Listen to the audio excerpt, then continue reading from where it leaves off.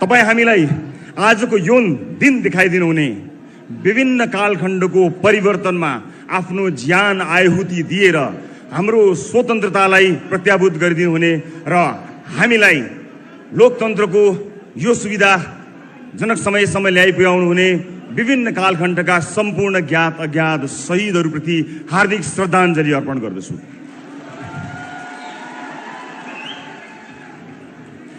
आजको कार्यक्रमलाई केही औपचारिकता प्रदान गर्नुपर्ने भएको हुनाले हामीले यसलाई हलभित्र प्रस्तुत गर्यौं, तर हल बाहिर पनि यसलाई हेर्ने सुविधा राखेका छौं।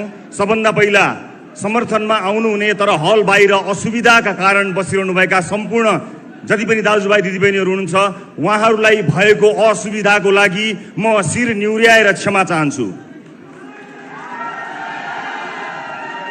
र म आयोजक जति पनि हाम्रा साथीहरू हुनुहुन्छ उहाँहरूलाई यो हलको औपचारिक कार्यक्रमपछि यसलाई हल बाहिरबाट पनि बाहिर रहनुभएका साथीभाइहरूलाई सम्बोधन गर्ने वातावरण मिलाइदिनु हुनेछ भन्ने अपेक्षा गर्दछु र यो औपचारिकता प्रदान गर्नको निमित्त मात्र म हलमा छु, म सुविधाका लागि होइन। केही प्रस्तुतिहरू स्क्रिनमा देखाउनु पर्ने भएका कारणले मलाई यो अनुमति दिनुहुनेछ।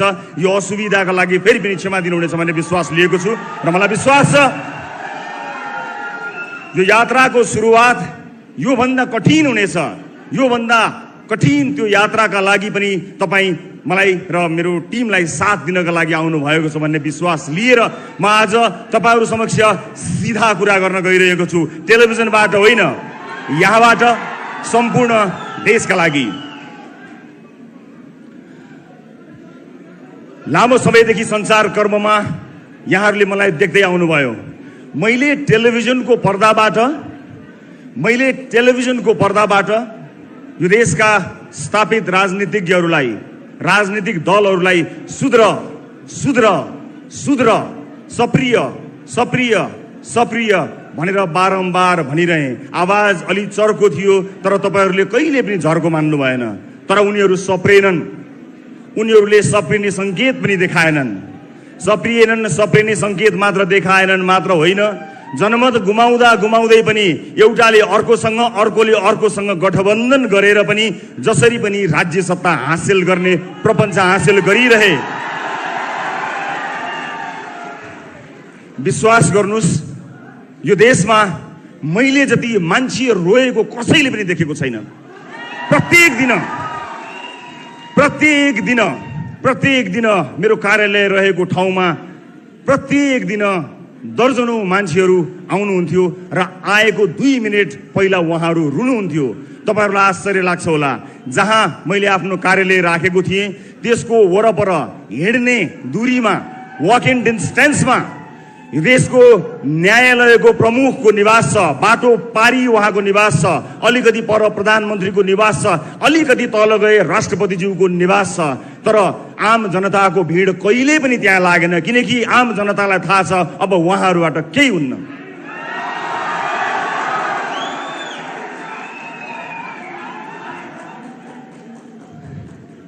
आज आम मान्छेका मुद्दाहरू एकातिर छन्, राजनीतिक दलको मुद्दा अर्कोतिर छ।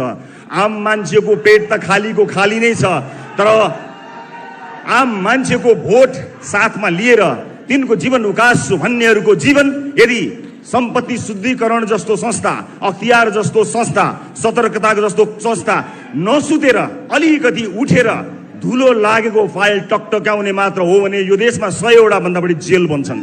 तर मलाई थाहा छ त्यो जाँगर कसैसँग छैन, किनकि त्यो जाँगर लाग्ला कि भनेर कोटाबाट न्यायालयसम्म आफ्ना मान्छेहरू पठाइएको छ। पक्कै थाहा छ कि सत्तामा पुगेर गडबड गर्नु नै छ। आफूलाई बचाउने मान्छेहरू पहिल्यै तैनात राखेर सत्ता आरोहण गर्ने मानिसहरूबाट वाक्क भएर म टेलिभिजनबाट राजनीतिको मैदानमा आएको छु। मलाई यहाँ कति हिलो छ, कति धुलो छ, कति मैलो छ मलाई थाहा छ र राजनीतिको यो यात्रामा यो हिलो सफा गर्नको निमित्त मैले त्यहाँ डुबुल्की मार्नु पर्ने छ र कुनै समय केही क्षणको लागि त्यो हिलो लागेको फोहोरी र म सफा गर्न गएको मान्छे उस्तै देखिन सक्छु। तर तपाईँ नझुकिनु होला। म सफा गर्न गएको कारणले लागेको हिलो र त्यो गनाएको हिलोलाई एउटै नदेख्नु होला। म केही समय तपाईहरुसँग माग्ने अनुमति चाहन्छु। दर्शक महानुभावहरु, नेपाली राजनीतिमा पुगेर नेपालको राजनीतिमा गएर म ठुला कुरा केही गर्छु भनेर तपाईहरुलाई बाचा गर्दिन। ठुला कुरा गर्नको लागि मैले राजनीतिको बाटो सोचेको होइन। मलाई थाहा छ आम मान्छेका साना साना समस्याहरू सबैभन्दा महत्त्वपूर्ण भएर बसेका छन्। आज एउटा मान्छे अस्पताल पुगेपछि अस्पतालको काउन्टरमा पुगेर के बिरामी भएको हो नाम लेखेर भित्र गएर जचाएर भर्ना हुनुपर्ने भए भर्ना हुने, भर्ना नहुनु पर्ने भए डिस्चार्ज हुने, औषधि लिएर जानुपर्ने हो। तर संरचना यस्तो बनाएका छौँ अस्पताल पुगेर पनि कुनै एउटा नेतालाई या कुनै आवाज भएको ठुलो ठालुलाई पहुँच भएको मान्छेलाई फोन गरेर भन्नुपर्छ अस्पताल जस्तो ठाउँमा पनि सोर्स फोर्स लाग्ने कस्तो मक्किएको संरचना बनायौँ हामीले। तर अब के अझै सहेर बस्ने हो? अब यो आवाजलाई भ्रष्टाचारी मुर्दाबाद भन्ने तपाईको आवाजलाई यो आवाजलाई आवाज मात्र होइन, यो आवाजलाई आवाज मात्र होइन, त्यो धुलोले छोपिएका सम्पूर्ण फाइलहरू टकटकाएर सार्वजनिक जीवन बाँचेका हरेक मान्छेलाई छानबिनको दायरामा ल्याउन सकिएन भने हाम्रो जुनी र हाम्रो राजनीतिक यात्रा धिक्कार हुनेछ। र म तपाईलाई यो वाचा गर्दछु, तपाईले मैले भन्दा पनि चर्को आवाजमा युगौंदेखि भाषणहरू सुन्दै आउनु भएको छ। आज यो दिन मलाई बोल्ने दिनु होला, तर म जब चुनावमा जानेछु म तपाईलाई यो देशको नक्सा देखाउँछु र म भन्छु मैले देखेको देश यो हो मेरो सपनाको देश। म तपाईलाई नक्सा नदेखाइकन गएँ भने मलाई रिजेक्ट गर्नु होला, नदिनु होला भोट। फेसबुकको लाइकलाई भोटमा कन्भर्ट गर्नको निमित्त तपाईलाई विश्वास दिलाउनु पर्छ। मैले टेलिभिजनको पर्दामा बोल्दाखेरि सामान्य कुरा थियो, प्रश्न सोध्ने सजिलो काम छोडेर जवाफ दिने गाह्रो कामको लागि आएको छु। मलाई विश्वास छ त्यो काम जसरी प्रश्न सोध्ने सजिलो काम थियो त्यो भन्दा सजिलोसँग म सम्पन्न गर्नेछु। त्यो विश्वास, त्यो आँट, त्यो अठोट सहित म यहाँहरू समक्ष आएको छु। राज्यका निकायहरू निकम्मा भइरहँदा पनि टेलिभिजनमा बसेर चिच्याउँदा मेरो घोक्रो सुकिसकेको थियो, तर म हारेको थिइनँ। मलाई थाहा छ लामो समयदेखि धेरै शुभचिन्तकहरूले राजनीतिको यात्रातर्फ लाग्नको निमित्त मलाई प्रेरणा दिइरहनु भएको थियो। तर खबरदारी गर्ने एउटा ठाउँमा पुगेर खबरदारी गर्दा सुनाउन सकिन्छ होला भन्ने मैले विश्वास लिएको थिएँ। तर त्यो विश्वास मरेको त छैन, तर धेरै सञ्चारकर्मी साथीहरू हुनुहुन्छ जसले त्यो विश्वासलाई दिगो बनाइरहनु भएको छ। हामीले जहिले पनि बेकारमा सरकारी अड्डाहरूमा झन्झट भोग्नुपर्ने अवस्था आएको छ। यहाँ ठुला आयोजना, ठुला योजना र ठुला सपनाको कुरा छोड्दिउँ हजुर। बिचौलिया रहित सरकारी अड्डा र ढिला सुस्ती नभइकन काम गरेर कसैलाई नचिनिकन जान पाए पनि आम मान्छेको जीवन सही हुन्थ्यो। यी सामान्य मुद्दाहरूमा कसैको ध्यान गएन। म यहाँ व्यवस्था परिवर्तन गर्न आएको होइन। मलाई कुनै पनि व्यवस्थाले यदि कसैसँग हिम्मत, साहस, आँट र भिजन छ भने नागरिकलाई सुख दिन सक्छ भन्ने कुरामा पूर्ण विश्वास छ। मलाई कुनै व्यवस्था बदल्नु छैन, मलाई तपाईहरूको अवस्था बदल्नु छ, आम मान्छेको अवस्था बदल्नु छ। राजनीतिलाई मागी खाने भाँडो बनाएको यो विषयले असह्य भएर म राजनीतिमा प्रवेश गर्न आएको हुँ। र यहाँहरूलाई म बताउँछु, जहाँ 825 सांसद छन्, 1200 आसपासका मात्र डाक्टरको दरबन्दी भएको ठाउँमा आम मान्छेले स्वास्थ्य शिक्षा कसरी पाउने? हेलिकप्टर लिएर कोही नेता आफ्नो चुनाव प्रचारमा जान्छ, मलाई आपत्ति छैन, तर हेलिकप्टरले पुस्तक पनि पठाइदिनु पर्यो, हेलिकप्टरले औषधि पनि पुर्याइदिनु पर्यो। आजको युगमा हेलिकप्टर चढ्नु भनेको 2-4 लाखको कुरा हो, त्यसमा मेरो कुनै पनि भिमती छैन। तर औषधि पनि त्यसै गरी पुग्नु पर्यो र मान्छेले उपचार पनि त्यसरी पाउनु पर्यो र विद्यार्थीहरूको लागि पुस्तक पनि त्यसै गरी पुग्नु पर्यो। र हामीले कुन अवधारणाका साथ राजनीतिमा पहिला चालेका छौँ भन्ने विषयमा म तपाईलाई क्रमबद्ध रूपमा जानकारी गर्न गइरहेको छु। विशेष गरेर आम मान्छेका मुद्दाहरूले नै मलाई यसतर्फ आउन प्रेरित गर्यो। वैदेशिक रोजगारमा आफ्नो परिवार छोडेर, कलकलाउँदा केटाकेटी छोडेर, भगवान जस्ता बाआमालाई छोडेर माला र टीका लगाएर एयरपोर्टबाट परदेशी भूमिमा जाँदा एयरपोर्टबाटै ठगिएको नेपालीको समस्या मेरो समस्या हो। म ठुलो काम केही गर्न सक्दिनँ होला, तर घरदेश छोडेर परदेशमा आफ्नो परिवार पाल्न मात्रै गएको त्यो नेपालीको समस्या सुन्ने अत्यन्त चुस्त संयन्त्र बनाउने कुरा त म आज यहीबाट घोषणा गर्न चाहन्छु। यसलाई मेरो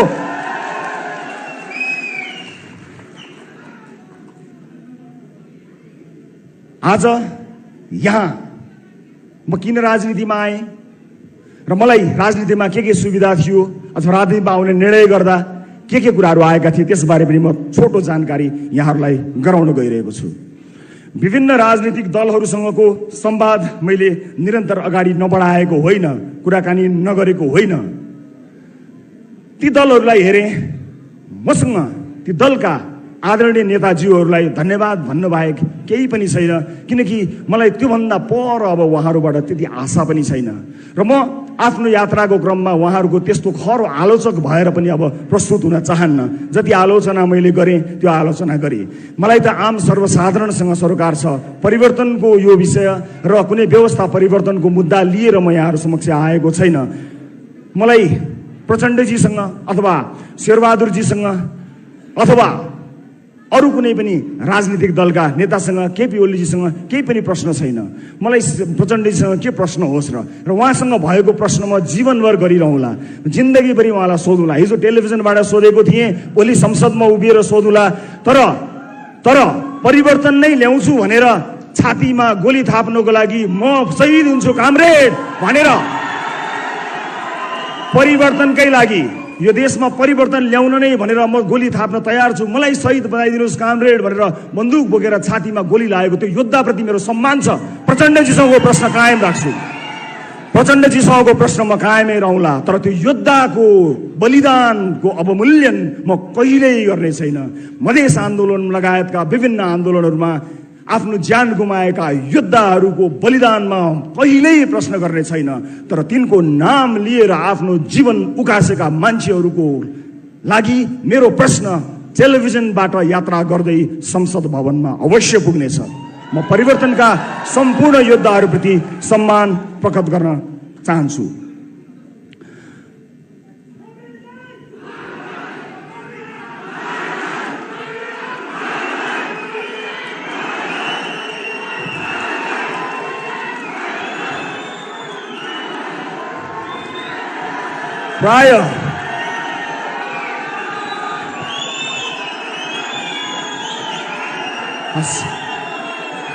प्राय सबै सुनिदिनु, धन्यवाद, थ्याङ्क यू सो मच।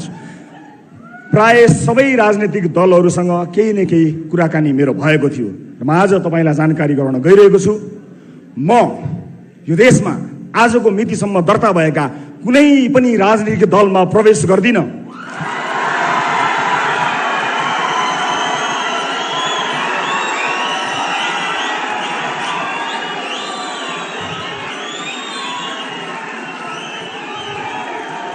यो देशमा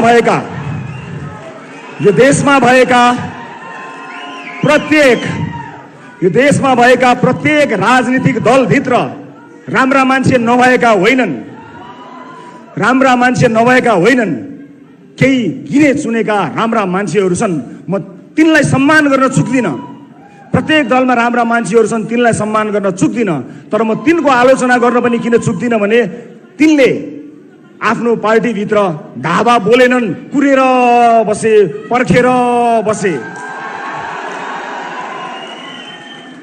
अबको पुस्ता सबैभन्दा ठुलो नेताको मृत्युपछि अनि म त्यो ठुलो पदमा जान्छु भनेर कुरेर बस्दैन। जसको भिजन उसैको सरकार। उमेर पुगेपछि त वृद्ध भत्ता मात्र पाइन्छ, सत्ता पाइँदैन।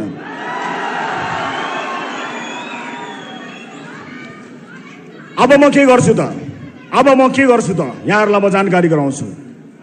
के म स्वतन्त्र उम्मेदवारको रूपमा उठ्नको लागि यहाँ आएको छु?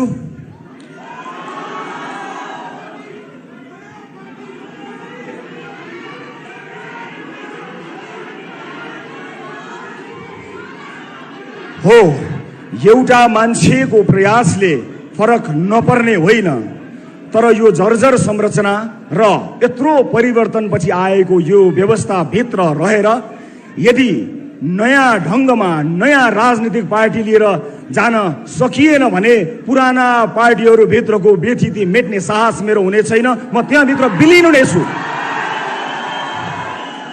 म त्यो दलभित्र विलिन हुन चाहन्न। म आम नागरिकलाई चाहिएको जस्तो दल बनाएर नयाँ दल निर्माण गरेर क्षमतावान मान्छेहरूको साथ लिएर यो देशलाई नयाँ म्यान्डेट दिन तयार भएर आएको छु। मलाई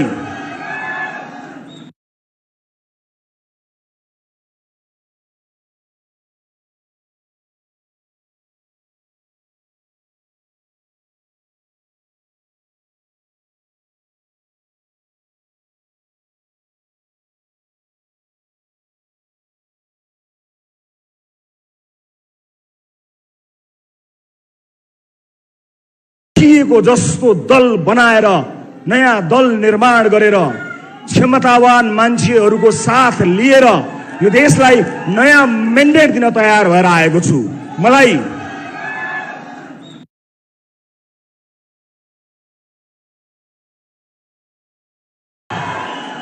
म त्यो दलभित्र विलिन हुन चाहन्न। म आम नागरिकलाई चाहिएको जस्तो दल बनाएर नयाँ दल निर्माण गरेर क्षमतावान मान्छेहरूको साथ लिएर यो देशलाई नयाँ म्यान्डेट दिन तयार भएर आएको छु। जिल्लाभरि मान्छे राख, वडाभरि मान्छे राख, त्यहाँ मान्छे राख, वहाँ मान्छे राख, मान्छे पाइँदैन। यो के हो? यो मान्छे होइन। देशभरि विदेशमा बसिरहेको मान्छे मान्छे होइन। केती मान्छेहरूमा यो देश बदल्ने ताकत छैन? छ। म एउटा प्रतिनिधि पात्र मात्र हुँ। मलाई थाहा छैन मसँग कति क्षमता छ र हरेक मान्छे सीमित क्षमता भित्र हटाउँछ। हरेक मान्छेलाई आफ्नो सीमारेखा थाहा हुन्छ। मलाई पनि मेरो सीमारेखा थाहा छ। मलाई असीमित क्षमता दिएर कसैले पठाएको पनि छैन। मलाई थाहा छैन भने मलाई थाहा छ कि कसलाई थाहा छ, म त्यसलाई खोज्छु जसलाई थाहा छ। म तपाईको भिडमा गएर त्यसलाई खोजेर ल्याउने प्रयत्न गरिरहेको छु र आज सगर्व पूर्ण विश्वासका साथ यहाँहरूमाझ म उभिएको छु कि अब हामी के गर्न सक्छौं र के गर्न गइरहेका छौं म यहाँहरू समक्ष प्रस्तुत गर्न गइरहेको छु। समय आएको छ।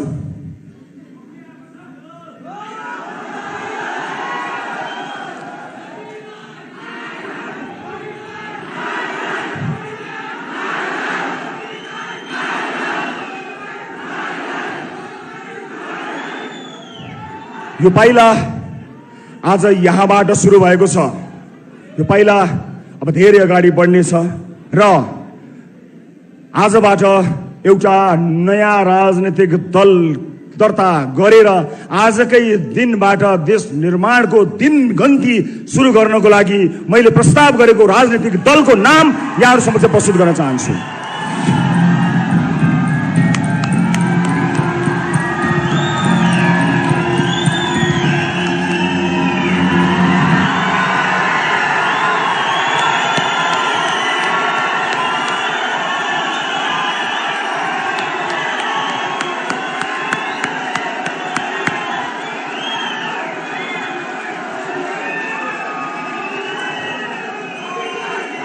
राष्ट्रिय स्वतन्त्र पार्टी, राष्ट्रिय स्वतन्त्र पार्टी, राष्ट्रिय स्वतन्त्र पार्टी आजबाट नेपाली राजनीतिमा आफ्नो पहिलो पाइला सारेर यो धरतीमा पदार्पण गरेको राष्ट्रिय स्वतन्त्र पार्टीलाई जोरदार तालीले स्वागत गरिदिनु होला।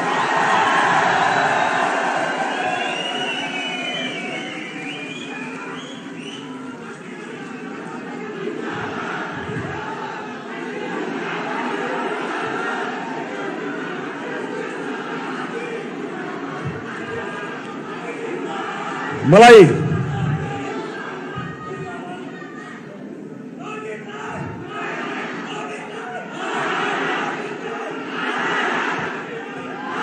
अब यो देशमा पार्टीहरूको कमी भएको होइन। हामी कसरी फरक छौं, राष्ट्रिय स्वतन्त्र पार्टी कसरी फरक छ त्यो बारे बताउँछु। तर त्यो भन्दा पहिला म स्वतन्त्र रूपमा उम्मेदवारी दिन चाहनुहुने क्षमतावान साथीहरूलाई यदि तपाईसँग क्षमता छ भने सबैभन्दा माथिल्लो तहसम्म पुग्ने गरी यो पार्टीमा सहभागी हुन स्वागत गर्न चाहन्छु। आज सुरुवात कसैले गरे होला, मैले यसको नेतृत्व लिएको हुँ, तर क्षमता नभएको दिन यो पार्टीमा बसेछु भने जहाँ देख्यो त्यही ढुङ्गाले हान्नु होला। क्षमतावान मान्छेहरूका लागि बनेको यो प्लेटफर्म कोही नभए पनि नमरोस्। म आज पहिलो दिनमा तपाईहरू समक्ष यो देश, यो धरती माता, आफ्ना स्वर्गीय माता पिता, आम नेपाली दाजुभाइ दिदीबहिनीहरू, शहीदहरू सबैलाई सम्झेर कसम खान्छु, क्षमता नभई पार्टीमा र्याल चुगान चियाउँदै टाँसिएर बस्ने छैन।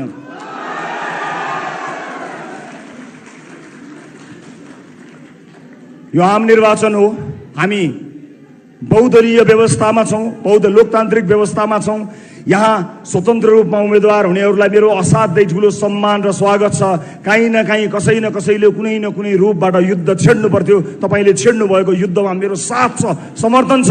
तर नआत्तिनुहोस्, हामीले देशभरिबाट समानुपातिक भोट सङ्कलन गर्नुपर्ने भएको हुनाले यो प्लेटफर्म तपाईँको हो। तपाईँलाई पूर्ण अधिकार दिन्छु। मैले नेतृत्व गरेर यो निर्वाचन आयोगमा दर्ता गराए तापनि क्षमतावान मान्छेलाई तपाईँहरूको भोटबाट चुनेर आफूभन्दा माथि राख्न म कहिल्यै हिचकिचाउँदैन। त्यस कारणले तपाईँले समानुपातिक भोट एकट्ठा गरेर यी जति पनि तपाईँ वाक्क हुनुभएका दलहरूबाट छुटकारा पाउनको निमित्त र मेन स्विच अफ गर्नको निमित्त म सम्पूर्ण स्वतन्त्र रूपमा उम्मेदवारी दिन चाहनुहुने आदरणीय आँटिला साहसीहरूलाई खुला हृदयले स्वागत गर्न चाहन्छु।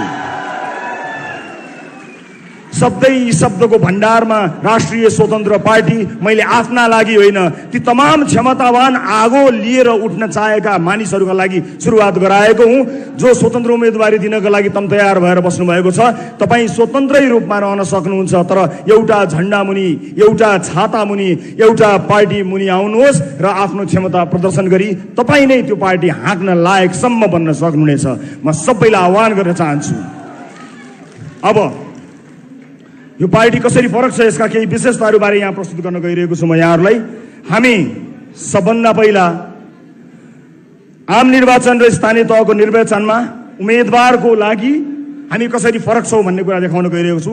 हामी प्रारम्भिक निर्वाचन अर्थात् प्राइमेरी गर्नेछौँ, अर्थात् तपाईँले कसलाई आम निर्वाचनमा उठाउने हो भन्ने कुरा सदस्यहरूले चुनाव गरेर पार्टीभित्रकै प्रारम्भिक चुनाव प्राइमेरी गरेर चुन्न सक्नुहुनेछ।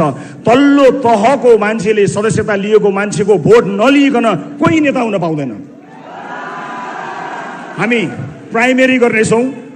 चुनावभन्दा अगाडि नै पार्टीको सदस्यता लिएका जति पनि सदस्यहरू हुनुहुन्छ उहाँहरूबाट चुनिएर मात्रै कोही आउनेछ। कसैले टिका लगाउने छैन, कसैको चाकरी गरेको भरमा कुनै पनि उम्मेदवारले टिकट पाउने छैन। यस्तो किसिमको पार्टीको संरचना गरेका छौँ। दोस्रो, हामीले पार्टीभित्रका सबै समितिमा बहुसङ्ख्यक युवा सहभागिता 50% + 1 यसको अवधारणा रहेका छौँ। अर्थात् युवाहरूको पार्टी बन्ने छ। 50% + 1 युवा अनिवार्य हुनेछ।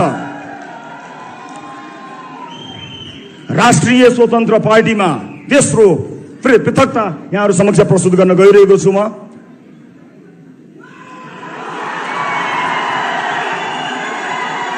प्रत्यक्ष निर्वाचित प्रधानमन्त्री र मुख्यमन्त्री।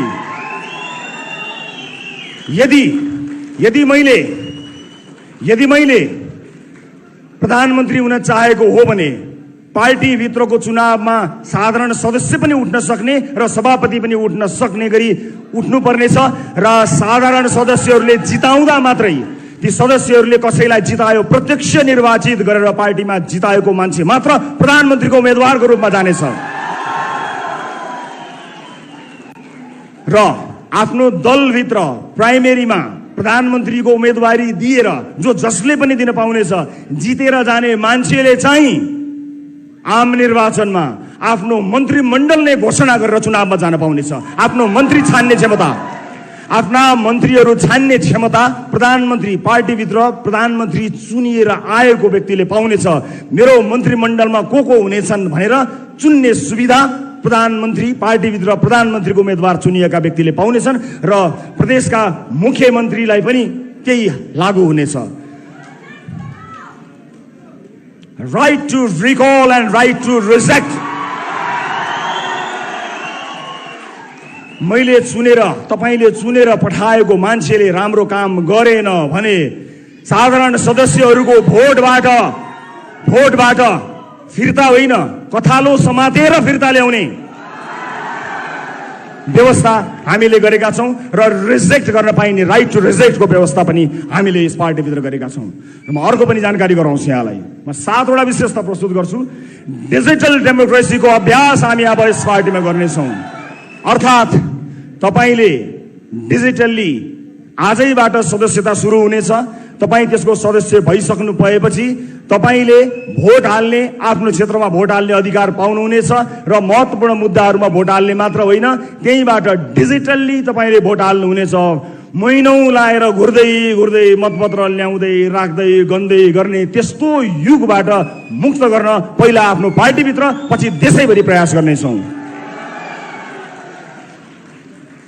परिवारवादलाई पूर्ण रूपमा निषेध,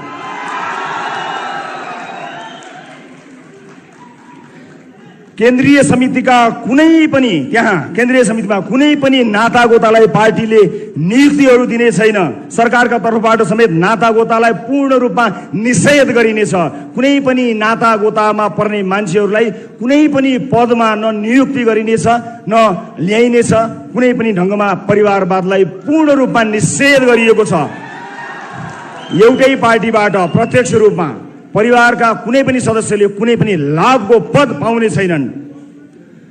त्यसैगरी म अर्को विशेषता यहाँहरु समक्ष प्रस्तुत गर्न गइरहेका छौं। आजसम्म राजनीतिक दलहरुमा तपाईले सुन्दै आउनु भएको आवाज कार्यकर्ता। अब आउनुहोस् यो कार्यकर्ता भन्ने शब्दको युगलाई समाप्त पार्दियौं। राष्ट्रिय स्वतन्त्र पार्टीमा कोही कार्यकर्ता हुनुपर्ने छैन, सदस्य मात्रै हुने हो। कुनै भातृ संगठन छैन, हुनु हुँदैन।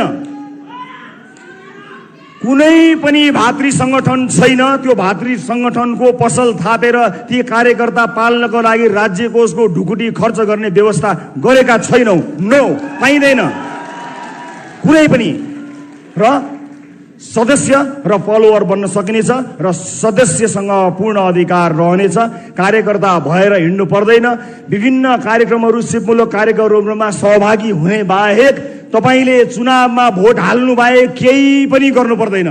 तपाईसँग काम हुन्छ, गर्नका लागि काम पेसाको ग्यारेन्टी गरिदिइसकेपछि अस्पताल, स्वास्थ्य शिक्षा लगायतका विषयहरूमा यदि सही ढंगले काम गर्ने हो भने मानिसहरूले केही पनि गर्न पर्दैन। आफूलाई मन लागेको मान्छेलाई भोट हाल्दिए मात्र पुग्छ।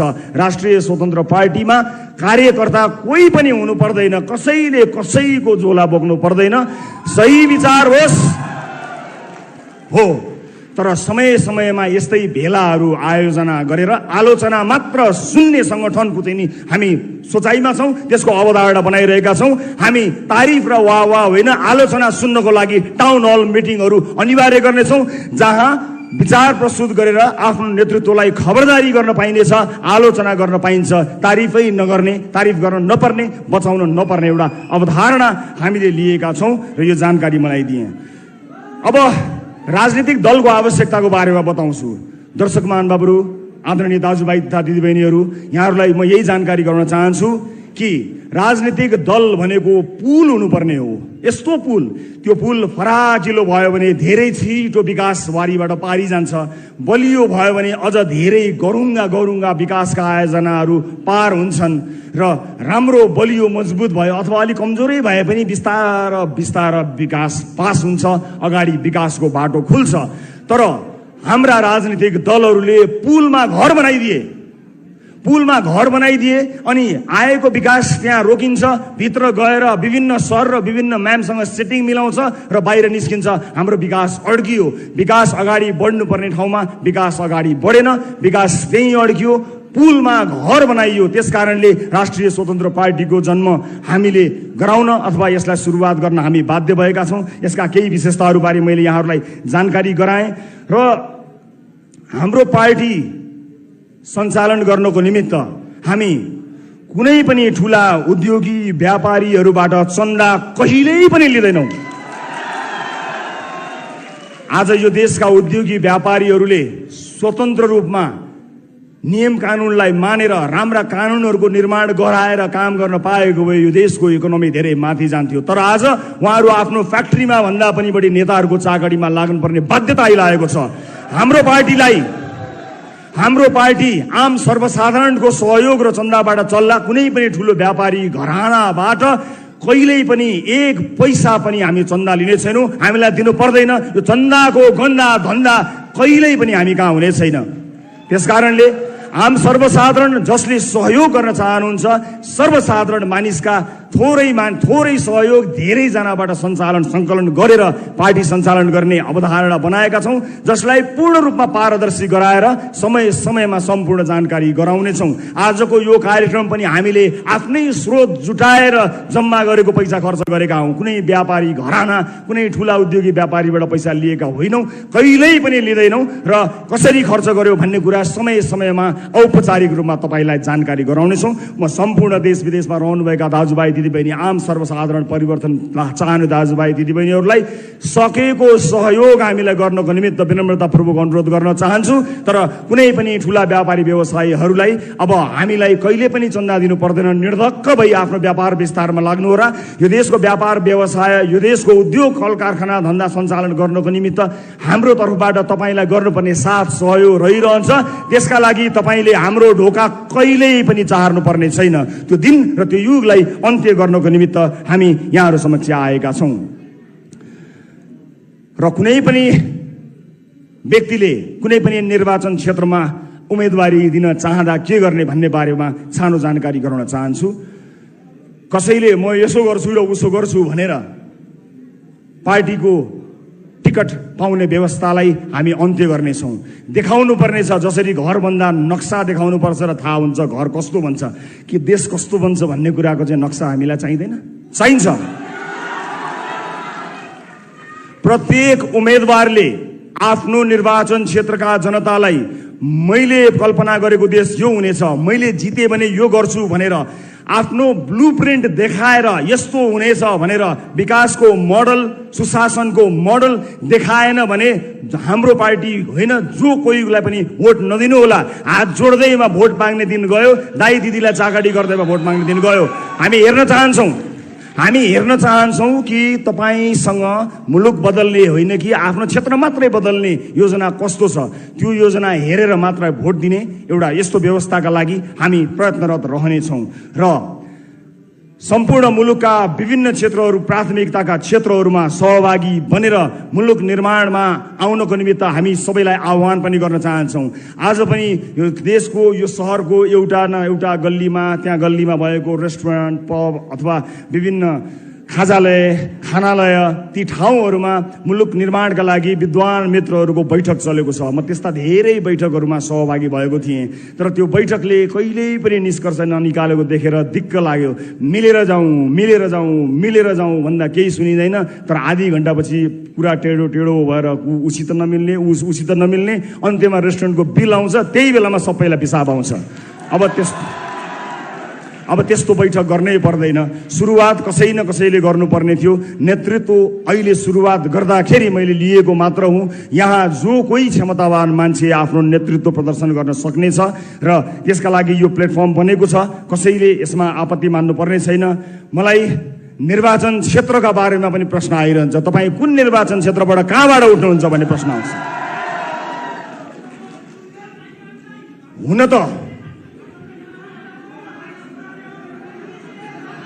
त मलाई झापा, डडेलधुरा, चितवनबाट चुनाव लड्न मन छ। हुन त मलाई झापा, डडेलधुरा, चितवनबाट चुनाव लड्न मन छ। म झापा, डडेलधुरा, चितवनमा चुनाव लड्न डराएको होइन, तर सरकारमा को छन् र तिनले कस्तो चुनाव गरेको छन् त्यो इतिहाससँग सचेत चाहिन्छु म। त्यस अर्थमा यहाँ हार्ने लड्ने सुविधा तपाईँ हामीलाई छैन। एउटा व्यक्ति हारेर लडेर फरक नपर्ने भए म स्वतन्त्र रूपमा कुनै पनि ठाउँबाट उम्मेदवारी दिएर आफूलाई सुरक्षित गर्थेँ, तर हामीलाई हार्ने सुविधा छैन। राजनीति जसरी नै गर्नुपर्ने हुन्छ, राजनीति पत्रकारिता जस्तो नहुने रहेछ, राजनीति समाजसेवा जस्तो नहुने रहेछ। यो राजनीतिलाई यति धेरै राजनीति गरेर गिज्योलियो कि हामी जस्ता मान्छे, तपाईँ हामी जस्ता सर्वसाधारणको त यो पहुँचको विषय नै होइन भनेर यसलाई अचम्मको बनाइयो। त्यसो होइन, राजनीति इमान भएको हर कोहीले गर्न सक्दछ। त्यसकारणले हामी आवेशमा आएर होइन, भावनामा बगेर होइन, सुझबुझका साथ जहाँबाट तपाईँहरूको प्रतिक्रिया प्राप्त हुन्छ, जहाँ अधिकांश दर्शकहरूले मलाई मात्र होइन अब बिस्तारै यहाँ जोडिएर आउने उम्मेदवारहरूलाई रुचाउने हुन्छ, त्यहाँ उम्मेदवारी दिन्छौँ। र एकपटक यसपालि हामी त्यो मेन स्विच अफ गर्नको लागि एउटा तारको जिम्मा म लिन्छु। देशैभरिबाट एकजनालाई संसद छिर्न म रोक्छु। अब एकजनालाई संसद छिर्नबाट म रोक्छु, त्यसै गरी अर्कोलाई रोक्न तपाईँ देशैभरिबाट आउनुहोला, रोकौँ। बेचितीको यो मेन स्विचलाई अफ गरिदिउँ सदाका लागि। र मलाई विश्वास छ हामी त्यसका लागि तयार पनि भइसकेका छौँ। र मैले आजैबाट आफ्नो काम सुरु गर्ने निधो गरेको छु। थिङ्क ट्याङ्कका लागि विभिन्न क्षेत्रका विज्ञ विद्वानहरूलाई म एउटा इमेल यहाँ छोड्न गइरहेको छु। सम्पर्क गरेर आजैबाट थिङ्क ट्याङ्कका रूपमा काम गर्नको निमित्त आह्वान गर्न चाहन्छु। र भोलि बिहानैबाट यो देशको नक्सा कोर्न चुनावभन्दा अगाडि कस्तो बनाउने होला भनेर प्रतिबद्धता सहित आउनेछु। मैले कल्पना गरेको देश यस्तो हो भनेर तपाईँलाई देखाएर मात्र तपाईँको भोट लिनेछु, झुक्क्याएर भोट लिन्न। त्यसका लागि म देश मात्र होइन संसार भेरिरहेका आदरणीय जति पनि विद्वान विज्ञ साथीभाइहरूलाई आह्वान गर्न चाहन्छु। हामीले विगत 2 वर्षदेखि राष्ट्रिय अन्तर्राष्ट्रिय विज्ञहरूबाट विभिन्न आधारभूत क्षेत्रहरूमा के गर्न सकिन्छ भनेर आइडियाको आह्वान गरेका थियौँ र हामीले एउटा खाका, एउटा सामान्य ब्लुप्रिन्ट तयार गरेका छौँ। हामीले तयार पारेको कुरा अब हामी जाँच गराउन चाहन्छौँ। त्यसका लागि म RSP thinktanknepal@yahoo.com मा संसारभरि छरेर बसिरहेका नेपालीहरूलाई आह्वान गर्न चाहन्छु। राष्ट्र निर्माणमा जोडिएर हामीलाई सघाउन आउनुहोला। तपाईँको आइडियाको खाँचो हामीलाई छ। हामीले बनाएको खाका ठिक छ कि छैन तपाईँले चेक गर्नुहोला। विगत 2 वर्षदेखि हामीले विभिन्न आधारभूत क्षेत्रहरूको अध्ययन गरेका छौँ। हामीलाई RSP thinktanknepal@gmail.com मा इमेल गरेर सहयोग गरिदिनु होला। र तपाईँबाट सुरु भएको यो यात्रामा तपाईँलाई आह्वान गरेर हामी अगाडि बढ्छौँ र निर्वाचनभन्दा अगाडि हामीले गर्न सक्ने प्रतिबद्धताहरूबारे तपाईँलाई जानकारी हामी गराएर मात्रै तपाईँको सामुन्ने हामी आउनेछौँ। र यो काम म आजैबाट सुरुवात गर्नेछु। अब हामीले धेरै भाषणहरू सुनेका छौँ। चुनावी मैदानमा मैले पनि सायद त्यस्तै अलि मिठो होला अलि तितो होला भाषणहरू गर्नुपर्ने हुन्छ, तर अन्त्यमा भाषणको पछाडि कहिले पनि नलाग्नु होला, योजनाका पछाडि लाग्नु होला। अब आगामी दिनहरूमा हामी कसरी यसलाई विस्तार गर्दै जानेछौँ भन्ने बारे जानकारी गराउन चाहन्छौँ यहाँहरूलाई। अब गफलाई होइन, अब जान्नेलाई छान्ने, नजान्नेलाई नछान्ने, अब जान्नेलाई छान्ने, अब केवल जान्नेलाई छान्ने। सम्पूर्ण जान्नेहरूलाई, जान्ने चाहनेहरूलाई अथवा गर्न चाहनेहरूलाई को छनौट आजैबाट हामी सुरुवात गर्नेछौँ। म यो यात्रामा सहभागी हुनुहुने र विश्वास गरेर यहाँ आउनुहुने सबैलाई धेरै धेरै धन्यवाद दिन चाहन्छु। यो यात्राको क्रममा यहाँहरूले जुन विश्वास हामीलाई दिनुभएको छ त्यो विश्वास डगमगाएको दिन खबरदारी गर्नुहोला। त्यो विश्वासलाई डगमगाउन हामी दिने छैनौँ। सम्पूर्ण यस अभियानमा मलाई विश्वास गरी सुरुवाती दिनदेखि जोडिनुभएका सबैजना देश विदेशका साथीहरूलाई म हृदयदेखि धन्यवाद दिन चाहन्छु। यो टिममा अहोरात्र खटेर यति छोटो समयमा यहाँहरूमाझ यो घोषणा गर्ने समय मिलाइदिनु हुने सबैलाई म हृदयदेखि धन्यवाद दिन चाहन्छु। परिवार आफन्तजनहरूप्रति म आभारी छु। मैले रोजेको बाटो अत्यन्त कठिन बाटो हो। त्यो बाटोमा घरको साथ मिलेन भने मानिस अधुरो रहन्छ। मेरो पाइलामा म छु, न अलिकति पनि विचलित नभई अगाडि बढ्नु भनेर मलाई हौसला दिने, आँट साहस दिने मेरी अर्धाङ्गिनी निकिता पौडेल लामिछानेलाई म धन्यवाद दिन चाहन्छु। यो यात्राका क्रममा हामीले धेरै हन्डर खानुपर्नेछ। अब हामी कसरी अगाडि बढ्छौँ, घर कसरी चल्ला भन्ने कुराको चिन्ता नलिनु। म काम गरेर भए पनि घर चलाउँछु, राष्ट्र निर्माणको तिम्रो बाटोमा कहीँ पनि अडचन नआओस् भनेर मलाई ग्यारेन्टी गरिदिएकोमा म धेरै धेरै धन्यवाद दिन्छु, तपाईँहरूलाई साक्षी राखेर। आदरणीय दर्शक महानुभावहरू, अब यसपछि हामी निर्वाचन आयोगमा जानेछौँ। निर्वाचन आयोगमा गएर हामी राष्ट्रिय स्वतन्त्र पार्टीलाई विधिवत रूपमा दर्ता गर्नको निमित्त निवेदन दिनेछौँ र त्यस लगत्तै हामी हाम्रो पार्टी कार्यालयको औपचारिक उद्घाटन पनि गर्नेछौँ। वसुन्धरा चोकमा सबै पुग्न सक्ने गरी बस चल्ने गरी हामीले हाम्रो पार्टी कार्यालय स्थापना गरेका छौँ। हामी त्यहाँ आजैबाट सुरुवात गर्नेछौँ र आजै नै पार्टीको बैठक बस्नेछ। यो पार्टीलाई एउटा वैधानिकता प्रदान गर्नको निमित्त केही साथीहरू 21 जनाको टिम बनाएका छौँ। यो टिममा को होलान् भनेर तपाईँलाई जिज्ञासा लाग्दो हो। यो टिममा मैले देशले चिनेका मान्छेहरू कोही पनि राख्न पाएको छैन, भ्याएको छैन, तर देशलाई चिन्नेहरू राखेको छु। देशले चिनेका अनुहारहरू यो 21 जनाको सुरुवाती टिममा नभेटिन सक्छन्, तर देशलाई चिन्ने मानिसहरूलाई हामीले राखेका छौँ। अब यहाँहरू सबैको अनुमति लिएर म राष्ट्रिय स्वतन्त्र पार्टीको चुनाव चिन्ह, प्रस्तावित चुनाव चिन्ह सार्वजनिक गर्न गइरहेको छु। घण्टी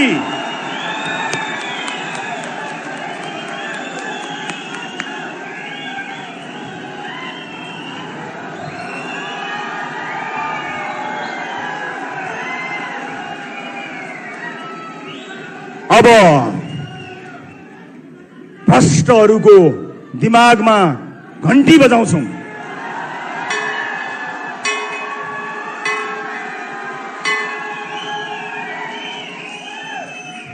यो सुशासनको घण्टी हो, भ्रष्टहरूका लागि एउटा जनाउ घण्टी हो,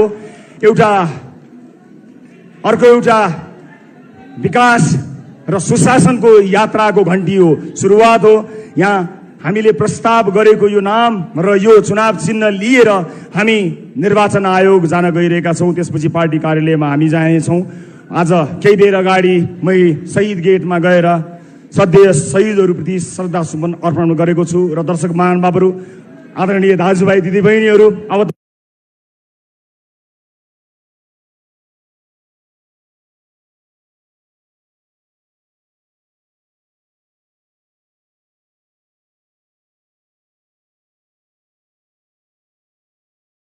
स्थापना गरेका छौँ। हामी त्यहाँ आजैबाट सुरुवात गर्नेछौँ र आजै नै पार्टीको बैठक बस्नेछ। यो पार्टीलाई एउटा वैधानिकता प्रदान गर्नको निमित्त केही साथीहरू 21 जनाको टिम बनाएका छौँ। यो टिममा को होलान् भनेर तपाईँलाई जिज्ञासा लाग्दो हो। यो टिममा मैले देशले चिनेका मान्छेहरू कोही पनि राख्न पाएको छैन, भ्याएको छैन, तर देशलाई चिन्नेहरू राखेको छु। देशले चिनेका अनुहारहरू यो 21 जनाको सुरुवाती टिममा नभेटिन सक्छन्, तर देशलाई चिन्ने मानिसहरूलाई हामीले राखेका छौँ। अब यहाँहरू सबैको अनुमति लिएर म राष्ट्रिय स्वतन्त्र पार्टीको चुनाव चिन्ह, प्रस्तावित चुनाव चिन्ह सार्वजनिक गर्न गइरहेको छु। घण्टी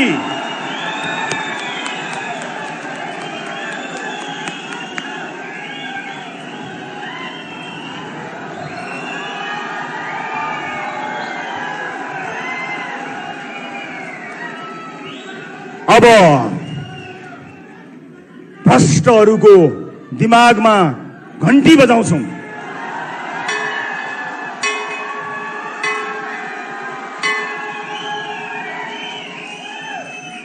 यो सुशासनको घण्टी हो, भ्रष्टहरूका लागि एउटा जनाउ घण्टी हो, अर्को एउटा विकास र सुशासनको यात्राको घण्टी हो, सुरुवात हो। यहाँ हामीले प्रस्ताव गरेको यो नाम र यो चुनाव चिन्ह लिएर हामी निर्वाचन आयोग जान गइरहेका छौँ। त्यसपछि पार्टी कार्यालयमा हामी जानेछौँ। आज केही बेर अगाडि मै शहीद गेटमा गएर सद्य शहीदहरूप्रति श्रद्धा सुमन अर्पण गरेको छु। र दर्शक महानुभावहरू, आदरणीय दाजुभाइ दिदीबहिनीहरू, अब